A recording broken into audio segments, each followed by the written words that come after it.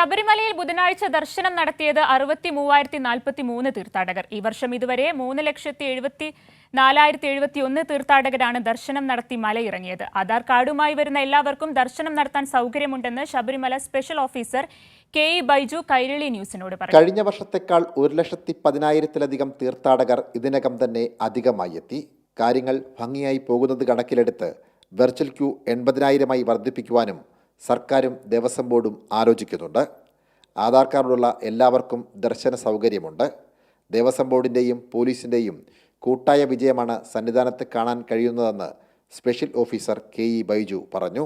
സാധ്യമായത് ദേവസ്വം ബോർഡിൻ്റെയും പോലീസിൻ്റെയും തീരുമാനം തന്നെയാണ്. കാരണം എന്ന് വെച്ചാൽ നേരത്തെ അയ്യപ്പന്മാർ സ്വാമി അയ്യപ്പൻ ദർശനം വന്ന ആളുകൾക്ക് ആ ഒരു പോയി സോപാനത്തിന് മുന്നോട്ട് പോകുന്ന ആ ഒഴുക്കിനെതിരായിട്ട് ആളുകൾ വന്ന് തൊഴുത് പോകുന്നൊരു ഒരു അവസരമുണ്ടായിരുന്നു. ആ അവസരം മാറ്റി അതിനെതിരായിട്ട് ആ ഒഴുക്കിനെതിരെ വന്ന് ആരും തൊഴാൻ പാടില്ല.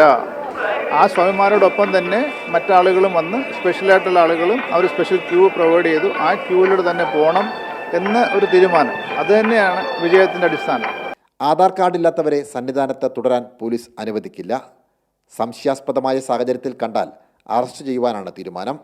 തീർത്ഥാടക തിരക്ക് വർദ്ധിച്ചപ്പോൾ 5 കോടിയിൽ പരം രൂപയാണ് ഈ വർഷം അധികമായി ദേവസ്വം ബോർഡിന് ലഭിച്ചത്. ജയപ്രകാശിനൊപ്പം സനോജ് സുരേന്ദ്രൻ, കൈരളി ന്യൂസ്, സന്നിധാനം.